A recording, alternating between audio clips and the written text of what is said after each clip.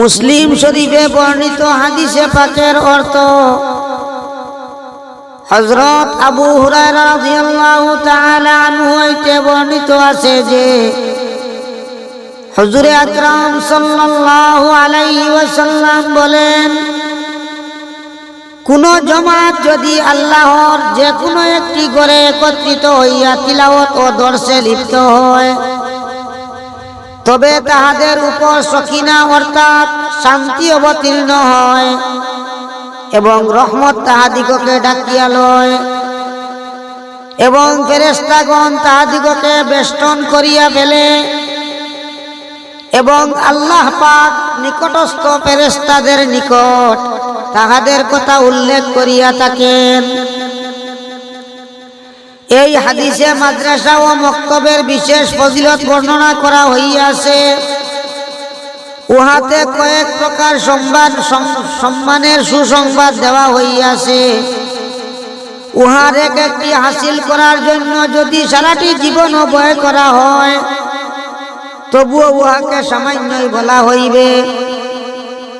বিশেষত শেষ ফজিলতটি অর্থাৎ মাহবুবের দরবারে সগৌরবে তাহার আলোচনা, ইহা এত বড় নিয়ামত যাহার সমতুল্য আর কিছুই হইতে পারে না।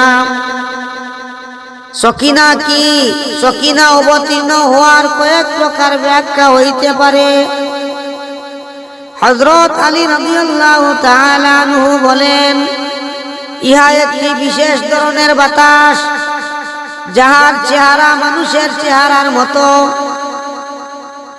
আল্লামা সুদ্দী রহমাতুল্লাহ আলাইহি বলেন, ইহা স্বর্ণ নির্মিত বেহেশতের মধ্যে একটি তন্তরীর নাম, যাহার মধ্যে আম্বিয়ায়ে কেরামদের কলব সমূহকে দৌত করা হয়।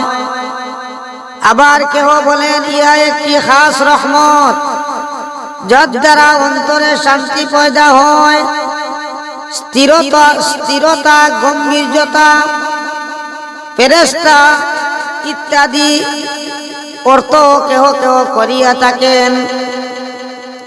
হাফিজ ইবনে হাজার উল্লেখিত সব কয়েকটিতে সমষ্টিগত একটা জিনিস বলেন, যাহা ফেরেশতাদের সহিত অবতীর্ণ হয়। কালামে পাকে বিভিন্ন স্থানে সকিনা শব্দ ব্যবহার করা হইয়াছে। আল্লাহ পাক পরওয়ারদিগার আলমে আমরারে আমল করার তৌফিক দেখ। আমিন।